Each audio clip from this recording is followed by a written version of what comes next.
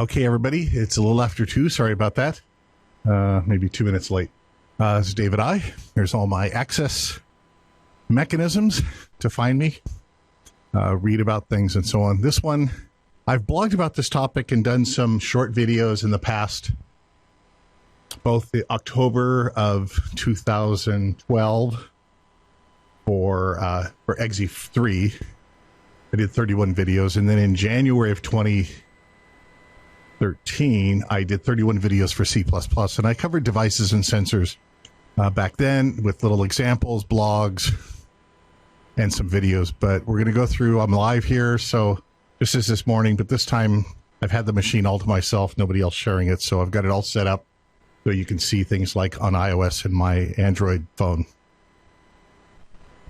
For devices and sensors, XE5 on Windows, Mac, iOS, and Android gives you classes that you can use, and also in the case of FireMonkey, 3 sensor components that you can use. For devices, we're talking in this case with FireMonkey about audio and video capture devices for recording from a microphone or capturing frames from a video source like a built-in camera. The main class is T-Capture Device Manager, and there's a type that you can use, T-Media type, that has 2 choices, audio and video. And then there are methods that you can use to filter and find devices by their media type or just get all the devices. And we'll talk about that in a moment, and you'll see some examples. For sensors are agnostic as far as framework. So the sensor component, the sensor classes are in system.sensors. Whenever something is in the system namescope, that means that you can use the sensor operations and queries in both VCL and in FireMonkey applications. There are several categories. I think it's 2, 4, 7, 8, or 9, 11 categories of sensors. Location, and within each of these categories, there are different types of sensors that might be available. So GPS would be a natural one for location. Dead reckoning, you might have an external device of some kind. It might be some other system. Environmental for temperature and humidity and so on. Mechanical, electrical, biometric. Scanner is RFID and barcode. And so as long as you have a driver, then you can use the sensor manager to see if you have that kind of sensor. And if you have that sensor, then you can connect to it and call methods to get data from the sensors. And again, system.sensors can be used in both FireMonkey and VCL type applications. So for devices, audio, and video, some of the classes and methods, we've got T-Capture Device as a base class, and then T-Video Capture Device and T-Audio Capture Device are there for you so that you can start capturing, stop capturing of a frame in the case of video. We don't capture a stream of video, but you can capture a frame at a time. There's an on-buffer ready event, so when the buffer's full with a frame, you can take that, stash it, and build up your own, in a sense, movie. Same with audio capture. It could be audio capturing from the microphone built into your computer or maybe through a microphone jack. And so that's T-Audio Capture Device. Then on the Capture Device Manager, which has some properties, you can get the count of capture devices. So we sort of think about, I'm on my MacBook Pro. It has 1 camera. So it has 1 video capture device, which is the built-in camera. But you might have a PC with a video capture card that might have a driver running on Windows 7, Windows 8, whatever.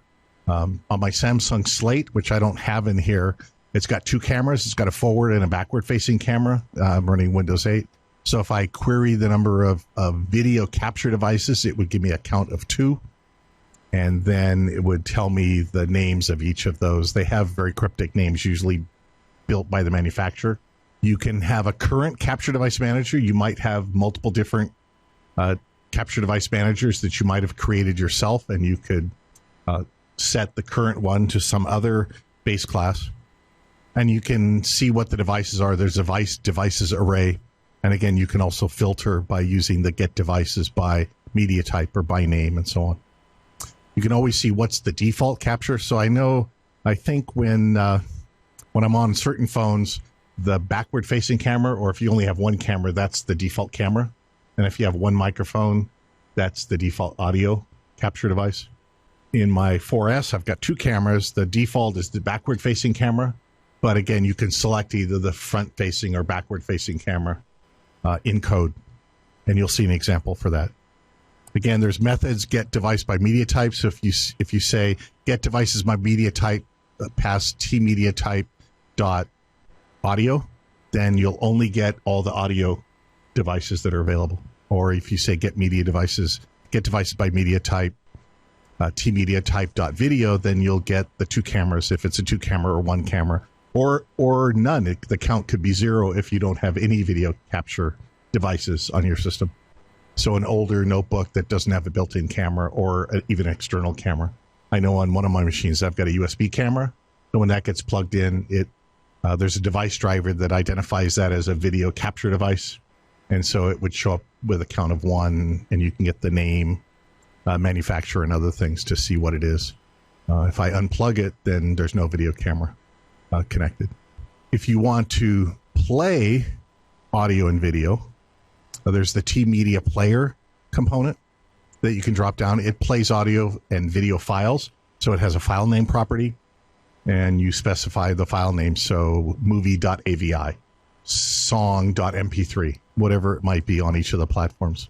And then if it's video, there's a visual place that you can play video. You put down tmedia player control and connect it to the media player that you have, and give it a size, and it'll play video in that area of your form or of your screen. On Windows, on Mac, and iOS, the tmedia player control will play video in a window. On Android right now, the media player only plays full screen, so you don't use the tmedia player control. And there's a note in the doc wiki about how to play video on Android and how to make the full screen show up. Otherwise, you'd have your form over the top. Your form might be over the top of the full screen video being played. But you can play. The help recommends if you're doing audio capture or audio playing that you use a .wav file on Windows, .caf on iOS and Mac, and .3gp on Android.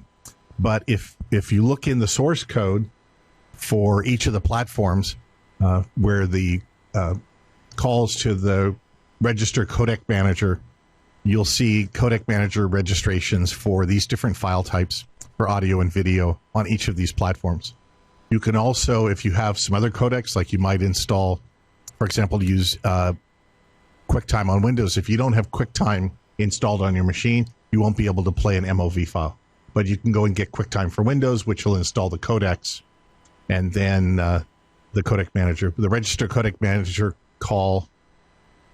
If it can't find a codec, then it won't register that file type, and you won't be able to play that in your applications. So if you have other codecs and you want to register with an extension as a parameter, and I'll show that in source code, you can support other types of video as long as the codecs are there when you are out in the wild running your applications. For sensors, there's T-Sensor Manager, and it has different fields for getting the category of the sensor.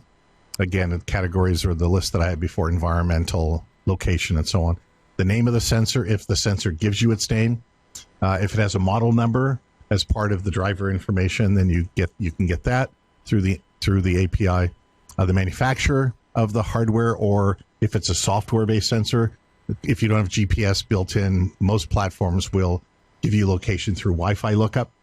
So that'll happen on Windows 7 and above, maybe earlier, but 7 and above for sure. And Macintosh will do that under the covers. And it'll even pop up the warning when your application starts saying, just as it will do on mobile, saying this application wants access to your location. Do you want to allow it? And you can also set location privacy settings. Properties for Sensor Manager are what's the current Sensor Manager that you have in control? Is it active? There's methods to activate and deactivate the sensor. Sometimes you don't want to activate a sensor if you don't need it because it'll use power. You might have that sensor turned off. So you can see if it's already active. You can try to activate it. And there's also a count of the number of sensors, which allows you to iterate through the list of sensors. and we'll see that in a sample. You can also get sensors by category. So say, for example, show me all of the location sensors that are available in my system.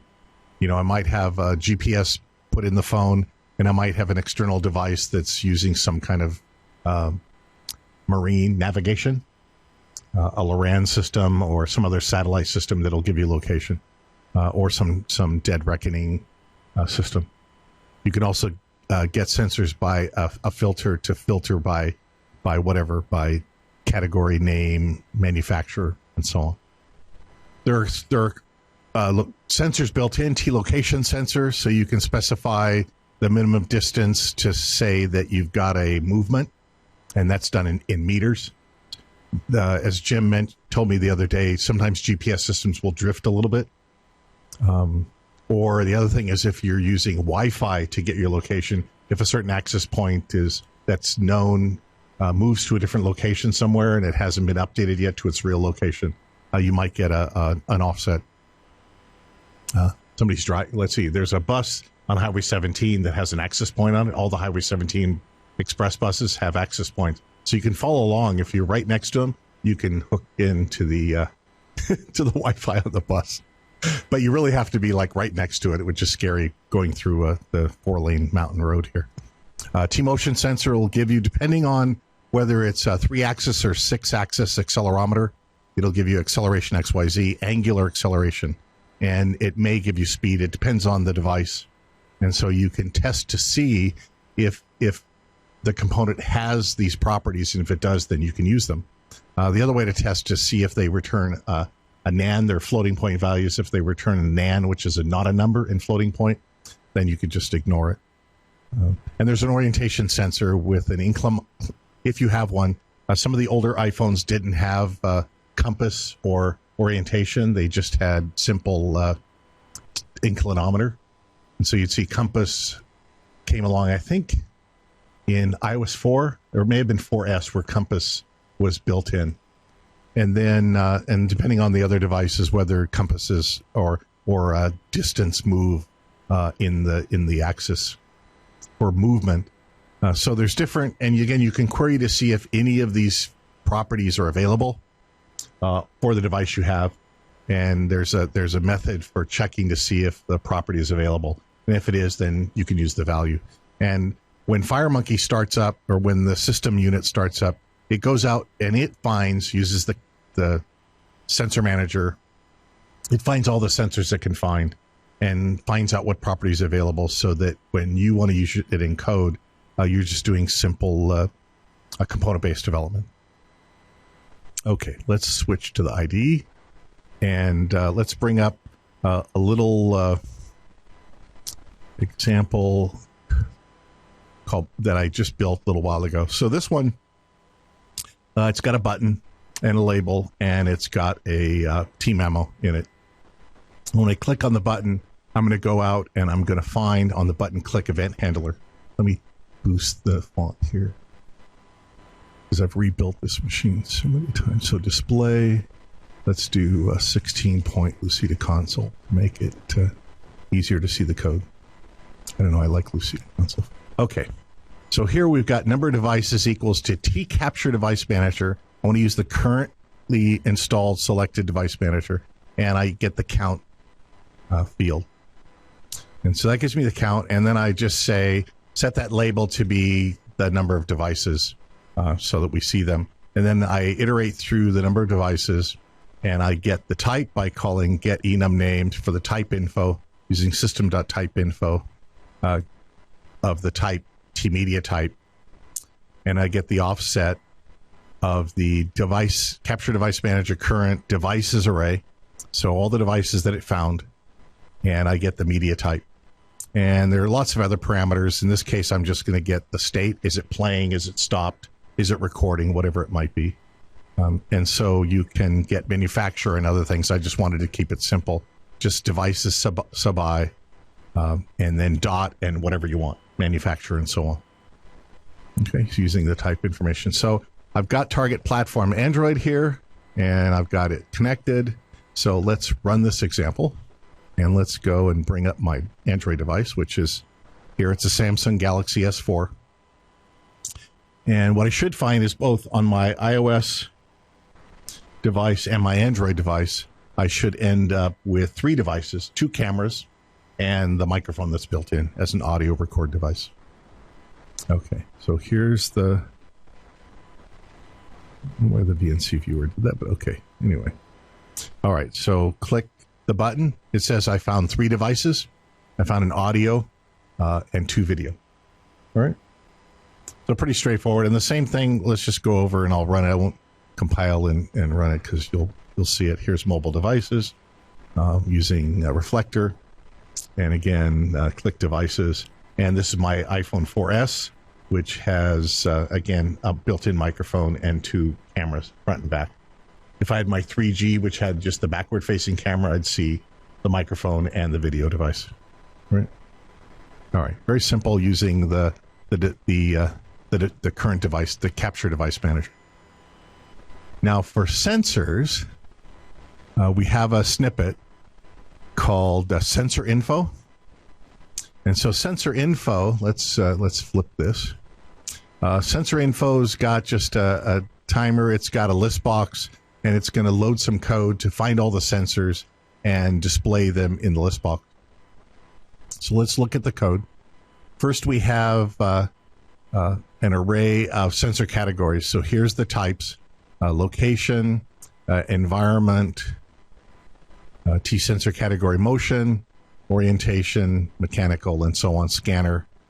And then we'll go down, and for each of those categories, it goes through the array and it says, if that sensor category and the sensor exists, so if that category exists, then we're going to go and get sensor by category name. That was one of the methods I mentioned. So through that array, we'll say for whatever the sensor category that we choose, one at a time through this array: location, orientation, biometric, and so on. I guess biometric would probably show up on iPhone 5 with the fingerprint. That would be a biometric sensor, for example. I don't have one of those yet.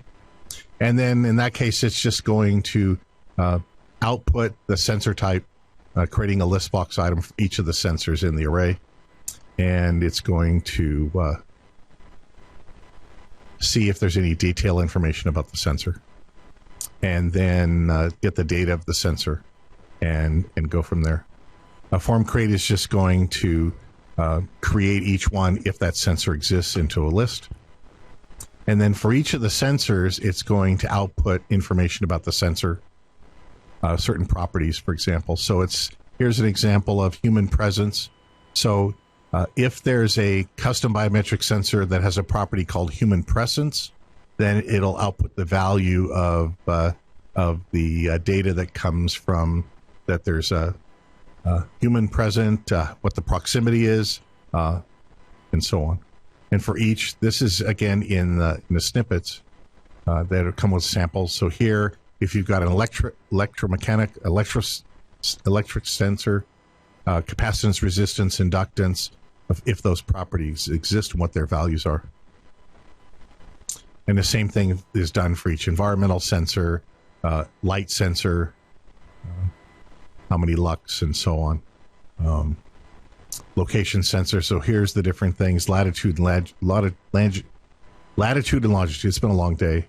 Error radius, altitude, whatever. If those properties are available, it will output their values: true heading, magnetic heading, and then the geocoding, reverse geocoding for the location to give you country, postal code, and so on. And the same thing for mechanical: the resistance, the pressure, if you've got some kind of gauge, what's the strain on the mechanical device, and so on. So just for each one of these, we'll motion sensor. So whatever's available, it'll display. So let's run this first on the iOS device. I guess I could have just clicked on sensor information, but for some reason, it's always fun to see it magically get deployed and appear. So we'll just click the one over on the Android to make sure we're there. Did I do something bad here? Okay, it's, yeah, something's going on. So let's do it this way. Oh, here it comes. Sorry. It was deploying. All right, so here's the splash screen. So here, for location, it just says it's iOS location sensor. it's getting latitude and longitude, true heading, and so on. We can also do it this way. And then go back, environmental. So accelerometer 3D, I'm getting, notice I'm only getting 3. This is a 4S, I get X, Y, and Z acceleration and nothing else. So we're only displaying those values. A motion detector gives you angular and so on, but doesn't have speed. Inclinometer, yep, I've got tilt, so I'm moving. Jim can see me do this, but I'm tilting the 4S around and getting different tilt. And of course, had too much coffee, so it's shaking a little bit. But really, in those parts, compass is included. So as I turn it around, pointing in different directions. I think north is somewhere over that way. Can I get down to 0? Pretty close. So that's about as close as I can get to north, right? Okay. Let's see what else. And then mechanical, electrical, biometric, light, and scanner. There's nothing built in specifically. But if, for example, I had a plug-in barcode reader or swiper or RFID reader that may be plugged into the bottom of my iPhone, then and that was found when the sensor startup code happens, that would show up, or some kind of light sensor would show up. Let's switch over to back to Windows machine and bring up my VNC, and let's run the sensor on my Samsung Galaxy S4. And so now we have GPS. So it's giving me, well, it'll come up here. Sometimes, I don't know what it is. Sometimes location, the GPS doesn't come up on my, oh, there it is. I'm just impatient. So here we've just got longitude and latitude and nothing else on the Samsung Galaxy S4. Altitude, so on. Atmospheric pressure, nothing special there. Temperature, no temperature. Humidity, that's built for later on. Accelerometer 3D, so there's my acceleration on my Android device. Gyrometer, nothing happening over there. Ambient light, it does. So I'm getting lux, right? And if I put my hand over the light sensor, then it goes to 0. And otherwise, we're in this fluorescent room. I'm right under a light, so it's giving me quite a bit of light. So again, you can, and I don't have a RFID or a barcode scanner plugged into this, to the Galaxy S4. So again, you can look and see if available properties. And so here's the call where you can say, if whatever that sensor is there an available property? So if it's in the list of available properties, then output it. So here's a filter that you can apply. That's part of the sensor management system. All right. Now let's look at using some of these sensors. That's just information about it. Here's another sample. It's called audio record play. Actually, I'm not sure how. Oh, I know how I can do this. I can bring it up on my. I think I already have it over here. Here it is, audio rec play. All right, and then we'll look at the code underneath. So here we'll start recording. And I'll say, hey, this is David I. Isn't this cool? I'm here at Code Rage recording on my Samsung Galaxy S4. And then, hey, this is David I. Isn't this cool? I'm here at Code Rage recording on my Samsung Galaxy S4. Okay. And same code. Let's go back. So let's set the target platform to iOS device. And make sure we're connected, because who knows what I did. Looks like it's okay. So let's hit run, or build and run. So it's compiling.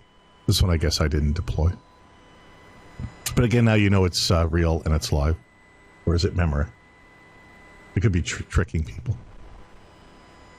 And let's go back over to Reflector and watch it show up.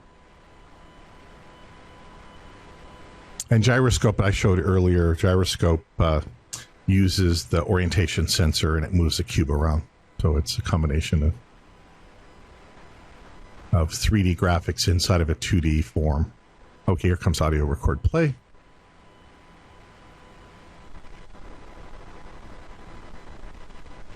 Okay, start recording. So, hey, oh, and here, would like to access the microphone.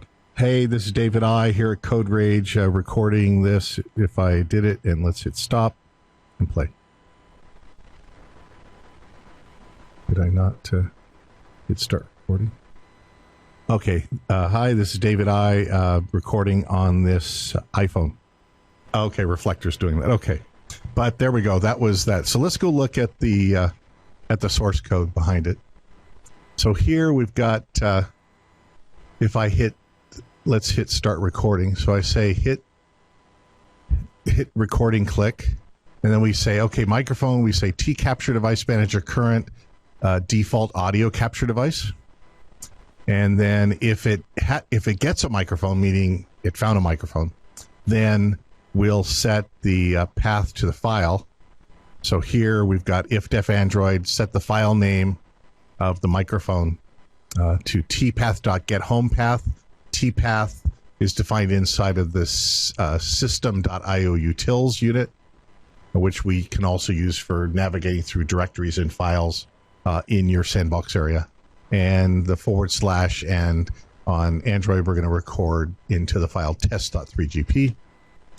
And also for iOS, we're going to get the home path, and we're going to store this in documents, test.caf.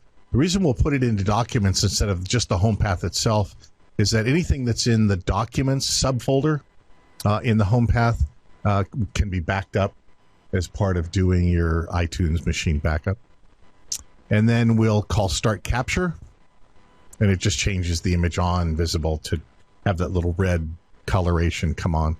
And then if it can't, we get an exception, meaning it couldn't do a capture for some reason. Otherwise, or if it couldn't find a microphone, then no microphone's available. So it starts capturing, and then when we hit stop record, we'll just see if we have that microphone again. If the state is that we're tcapture device state.capturing, so if we're capturing, then we're going to stop the capture. If we weren't capturing originally for some reason or something bad happened, then we'll just output a message that says the operation wasn't supported somehow. And then for playing, we just set the media player to, we create a media player, set the file name equal to that same file name with the home path wherever it was recorded, and then just if we've got a media player, then say media player.play for this created media player. We could also put a media player component in the application. But in this case, they just wanted to create it as this example on the fly. All right. And that was using Capture Device Manager for audio in this case to do work on iOS and Android. Now, let me... Oh, here's another example which is in the FireMonkey samples area, and it's a media player, so it lets you navigate to all the songs on your device. And it's got a tab notebook here for albums, songs, now playing, and some settings over there.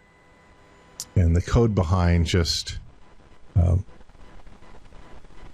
says if we click on the next song, there's a music player class, and that's a built-in class which is TFMX music player, and we're just going to say get the next song. Same thing here for pausing and playing a song. We've got buttons for that. The previous song, the next song, stopping, the default player. So this is built-in functionality. We can go up to, let's see. So here, let's run the music player. I don't know what I have for songs over here, so I guess we'll find it. Oh, I put a few songs. So looks like some Joni Mitchell. Here's songs. Let's just Woodstock. Now playing. We can pause, play it, and see the albums again. That's James Taylor's greatest hits. So playing music, pretty straightforward. Let's go over to iOS. Let's go up and look at music player. So a T music player class. We have fields for getting the playlist, the albums, those get populated running through the files. So it's using, there's the pause, play, going through your music on song change. Here's your media query to get all the songs in a collection, the artist, albums into an array. So there's code in this example for each of those for the different platforms. Again, good examples of also going through the Java native interface to do some things that aren't in the native SDK. So you can take a look. That source code all ships with the product. The record ships with the product. Let's go and target iOS device. Okay, and hit run. Again, we could have had an if def for iOS to put tabs at the bottom, but in the case of songs, this sample puts them both at the top. So we've got some settings here for repeat mode, shuffle, turn on shuffle mode, adjusting the volume, and so on. Here's the albums. This is one of my favorite Slack beat guitar players. So you're not going to hear that too much because it's coming out of my Macintosh. All right.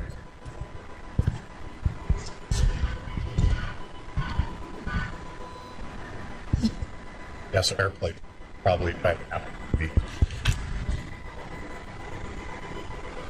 So that's an example that's built in that you can use. The source code's all there, because I know everybody always asks, well, is source code going to be available for all these demos? Location I showed earlier. Let's do this location demo project. This was one that does a little more. And let's enable this on device. There's a simple code snippet which has the GPS connected to a T-Web browser calling Google Maps. This one does reverse geocode in addition to getting the latitude and longitude. And again, using the T-location sensor component. Okay, so let's enable location. It says location demo would like to use your current location. I'll allow it. There's latitude and longitude, and now it's giving me the geocode for we're in Scotts Valley, sub-thoroughfare. Scotts Valley Drive is what we're on. Postal code 94066, and here's the T-Web browser over on the side. We can move it around and so on. So this one was oriented more for use on a tablet, for example. But we could set up a form family. Serena talked about those earlier today, and Jim also Darren also talked about it. So that's the second form. That's in the FireMonkey mobile examples folder versus the mobile code snippet, which has the simple location, which is this one back here that I showed earlier today. Here's location, simple location example. And we can set up the distance to be something. So trigger distance, for example. Here's this number, so 20 meters, 2010. But 10 is fine. And let's turn on the sensor. And then we'll get the latitude and longitude, and we'll get the browser using Google Maps to do it. Webbrowser.navigate and pass the latitude and longitude to the device. And again, it's doing a lot of updates for some reason. Okay, and that's approximately where we are here in Scotts Valley. Right where that little let's see. Oh, here's the gyroscope example, which again is using the tilt. So as I tilt the phone around until I change the orientation, then it's giving me the gyro coordinates up in the top for the 3-axis. And then this is a 3D rectangle, which is inside of a viewport 3D. A viewport 3D lets you put 3D objects and 3D operations inside of a 2D or HD FireMonkey application. So again, using the gyrometer that's part of the iPhone. Those are some of the demos. Again, all those demos, the exception that I'll put up in my blog, the mobile devices, which you saw was just iterating through the count. All of those are available in the directories. Now let me just go into local disk, program files, Embarcadero, Rad Studio 12.0, source. Let's go to FireMonkey. And so a couple things in here. There's the FMX media So here's the FMX media library. That's the base class for the media library. And then we have implementations of media library for iOS and Android at the lowest level, which were those units I was trying to find. For media, to be able to play audio and video, record audio and video, again, there's implementations, MediaWin, iOS, Mac, and Android. So those are the specific implementations. You have all the source code. So let's just right mouse click and open with Notepad the MediaWin, for example. And let's go to the end. And down here, you'll see in the initialization section of the Windows unit, we use TMedia Codec Manager, and we call the method register media codec class. Again, all the source goes there. You pass the extension you want to register, and you pass in the media codec that you're using and give it its type video. So AVI, WMV, MP4, M4V, and MOV. And here's WMA, MP3, and WAV for audio files. And again, type audio. And if we look at for iOS, for example, let's go and look at the last part of the unit. So here's the formats on iOS. MOV, M4V, MP4 are the video codecs that are registered, and MP3 and CAF are available. And again, you can have your own. If you have some other codecs, you can call register media codec class in your own code to do the same thing. And look at the source code that's included in Pro and above to see how to do it. And let's just go and look at Android for this one, for example. And again, scroll down to the end, and here's the register media codec classes for MOV, M4V, MP4, MP3, CAF, and 3GP for 3 audio formats that are supported by default. And again, you can create your own code to call register media class for other media types of other formats that you have, depending on what you've installed on your platforms. And we can continue to add as more devices support more media type formats. And the same for Mac under here. For sensors, again, fmx.sensors.pass is just an interface to do specific operations, sensor choosing, location change, and so on. But it's all ultimately based on the system.sensors. So if we go up to the system unit, which is over here, RTL common system.sensors. So system.sensors is down here. So here's this example, or sorry, this source code file. And so here's the different sensor categories: location, environmental, motion, orientation, mechanical, and so on. Then within each, there's a sensor type. So location sensor type, GPS static lookup, Wi-Fi lookup, whatever, triangulation, broadcast, dead reckoning, some other kind. Environmental, here's all the different types that are defined.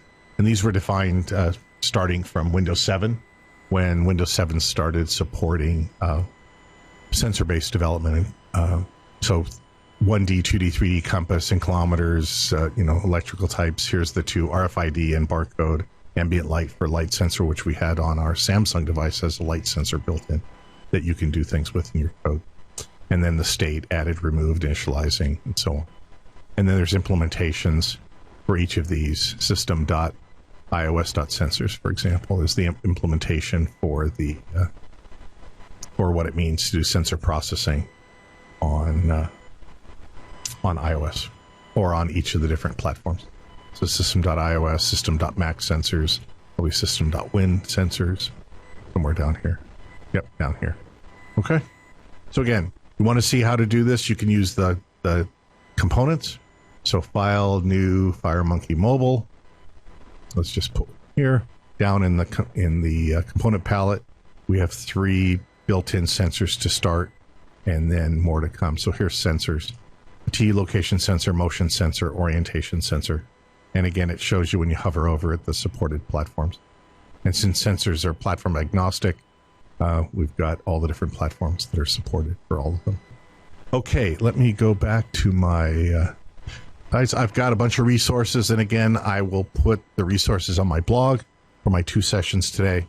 These are some of the snippets that I showed. Location, I didn't show the accelerometer. There's a separate one for accelerometer. I did show the gyroscope, audio rec play audio file. Phone dialer I didn't show, but we have an interface to the phone dialer for both the iOS and Android. And so you can get at that device, which is the phone dialing operation, and pass it a phone number and so on. For FireMonkey Mobile versus the code snippets, there's sensor info. Location demo has the geocode, the music player, and flashlight. I didn't know how to show flashlight. I guess I could have my camera. Let's go over here and let's bring up the iOS camera. I'm going to try to do this easily. I guess you can't really. So here I can choose the front or back camera, and I can say start the camera, and then that's me, and back Jim is there. There's Jim. Jim will have to say whether the flash is on or not. Flash, yeah, it's like, I don't know how to, yeah. Oh, there, I can go like that. If I put my hand in front of it, you can see kind of as I reflect the flash back into it, and I can turn the flash off. And I can stop the camera and it stays there, and I could grab that bit and do something with it. Here's the chips and mess of code rage on the table. So that's using the camera component. We have a flashlight component, which just it sets torch mode on and off. So, you know, if you want to build yet another flashlight application, you can use the camera component, or there's a flashlight example in the code snippets, and you just set torch mode to true or false, and it turns the light on or off if the light is available. It won't crash or give you an exception if there's no light, flashlight on the device. You can also test to see if there is a flashlight or a torch mode on the device to see if that's available before you do anything. But if you just set it on, nothing bad's going to happen. All right. So flashlight is an example in FireMonkey Mobile as well. Okay. Jim, are there any questions, he says, without giving him any notice on... and again, the sensors, you can use the low-level sensor classes on VCL application. You can get at cameras and so on. First of all, it says great presentation here from Jeff. There's a question here about flashlight doesn't work on Nexus 10. Are there any permissions absent? Oh, that's a good question. Have you looked at... No, let's go back to... let's open up flashlight. I don't recall. Let's go. And so we've got Android. Let's go over to options, permissions, battery stats. There's camera is set. Flashlight. There it is right there. Close to the bottom. Oh, sorry. There you go. Now it's on. Let's see. We'll save that, and let's go and run this on my Android device, maybe. So it looks like, or I don't know, maybe. Oh, sorry. I already have it there. Anyway, go ahead with questions, and we'll get this. Always do. Right. When the app is developed in PC, but you target the iOS, is there an iOS in virtual machine? No, it's native code. So if I go into subdirectories of all these demos, so it's just an application, and it gets sent over to my iPhone, and it gets launched. Part of the PA server will receive the app bundle, and then it will call a launcher to launch it to start it executing. Or I could go into my hard drive where all the apps are cached over on my Macintosh, and I can find the app bundle and take a look at it. So let's see if the light's going on. Would it be possible? Okay, Jim, the light is on. Light's on. My Samsung Galaxy. It could be that there's some issue with Nexus 10, but... I found that a lot of apps behave slightly differently on all the... I have a stack of Android devices, and each one kind of a little bit differently, yeah. Unfortunately. But send us a note or put something in QC. You can also go and see, Jim, I don't know if you have it, but if I can find the... I can't see anything right now because I looked at your flash. Oh, God, I'm sorry. That's really bad of me. So if I go over here and I look for Android, I think I'm still sharing. Yep, you are. Okay, so if I go here, where will I find the... I have to find that topic. This work gets hard. About what we've tested. It's platform requirements. Okay. FireMonkey platform requirements.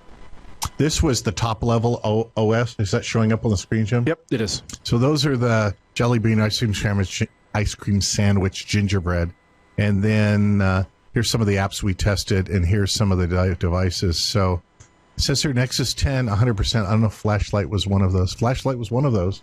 So it may have just been a permission that didn't get in the yeah, because in my samples you saw it wasn't set. So just go into project options, permissions, when you have the Android target, and make sure that that flashlight is checked on. Okay, it says, please repeat what you said about capturing 3D. I didn't quite get it. Capturing 3D? No, I didn't capture. What I said was you can put 3D based components in a viewport 3D in an HD application. And you can also build a 3D application and put 2D user interface components inside of a T-layer 3D. So you have two choices. You can have just a full 2D or HD application, and that's all it has, 2D flat controls and components. If you want to put 3D in conjunction with 2D, then there's a viewport 3D, and inside the viewport 3D, you can put spheres and meshes and cubes and all sorts of stuff. Question about Tab 3, Galaxy Tab 3D working with, it's not listed there as one of the tested devices. The Galaxy Tab 3 doesn't have the requirements for hardware, which is neon support. Oh, really? It doesn't have neon? It doesn't have neon. So the Galaxy 2 did, but Galaxy 3 didn't. Tab 3 didn't. Yeah, we had that Bruce down in Santa Monica. He had bought a Galaxy Tab 3. So the team's looking at what we need to do to try to expand the reach for more devices. For now, the requirement is an ARM 7 with neon support is currently required by the compiler that we have for Android. That's part of the toolchain. So again, this page, which I don't have, I'm on a different connection, but it's just search for Android devices supported for app development. So here's a question: what platforms do you develop on? iOS, Android, for you personally, and which phone device do you prefer, Galaxy S4 or iPhone? Okay. So I love them all because I'm a device and gadget junkie. I did a keynote at the Zen conference. I used Pebble Watch. I used Verilight home control automation system, which is Linux based, and sent JSON packets to it to unlock and lock a quick-set deadbolt door over radio. I flew an AR drone 2 made by Parrot. What else devices did I have? Blood pressure, blood sugar. I'm trying to get an oximeter device for oxygen level, just so I know what I'm having trouble with. But it was a device palooza that I did at ZenCon with all sorts of devices. I have an iPhone 4S right now.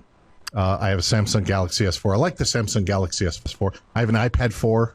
I'm waiting, I guess, October 24th, maybe a new iPad. Ooh. Is the rumor that's been in Mac Rumors. And I have a Nexus 7 2012 because I bought 3 of them, gave Jim one, and sent 2 to Australia of the 2013 Nexus 7. So I think, Jim, you have a Galaxy Tab 10 dot. I have a Nexus 10. Nexus 10. And a Nexus 7. 2 Nexus 7s, a 2012, 2013. Yeah. I have a Acer tablet. I have a Android watch, a pair of Android 3D goggles. Yeah. And a few different iOS devices. None of us have Google Glass yet. No. We can't wait. I found I like the iOS platform is maybe a little more polished, a little more integrated, but I like the openness of the Android platform and that you can install your own URL handlers and stuff like that. So, I don't find I like one way better than the other. I carry the Galaxy S3 in my pocket right now. Can I distinguish from front camera and rear camera on iOS and Android? Yes, you can. And that example I showed you, there were 2 speed buttons, and they had a style which had left and right as the style, so that the center line was solid between the 2 speed buttons that were next to each other. And then you just have to know is the first. So in the device array, when I showed you that code that had devices sub I, starting with 0, 0, and 1, 0 is the default camera. So whatever the default camera on the hardware is going to be the 0th element.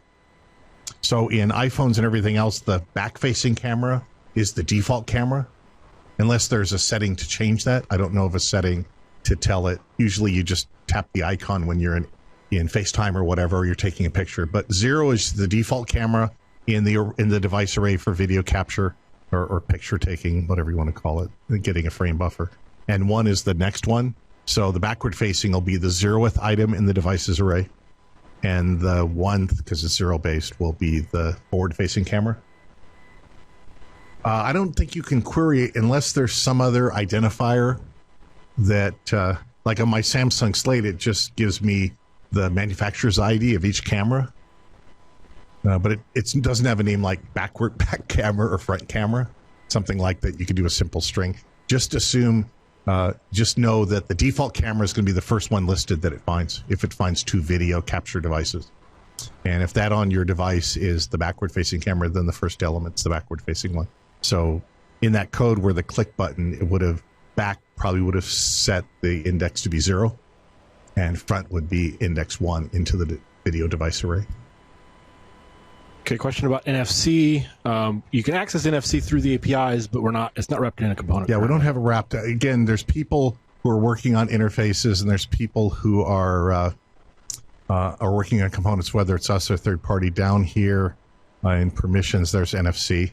So it is in the permissions list on Android in my Samsung Target. But again, your device may not have NFC. Samsung Galaxy S4 does. iPhones don't have NFC currently, unless you plug in some add-on slip-on. Jeff Overcash, who's the keeping track of the Interbase Express components, has been doing that for about the last 12 years as the chief committer. He created a Delphi unit that wraps the Android text-to-speech, and that's in Code Central. So you can search. Does it wrap both iOS and Android, or just Android? Just he did Android first. That's right, because iOS locks up their text-to-speech. Yeah. Are there any mobile OpenGL examples? We don't do anything specific at OpenGL. We have lots of 3D FireMonkey examples, some that ship like the planets, for example. So it's item 29594. Just search Android text-to-speech JNI translation. And Jeff Overcash did that one, so gives you an edit box. You type text in the edit box and then hit the button, and it speaks whatever you type. Speech. Yeah. Item. It's item 29594. 29594. Yeah. So he created a Delphi interface that under the covers goes to JNI, and he's got a simple demo with an edit box and a button to play whatever you type.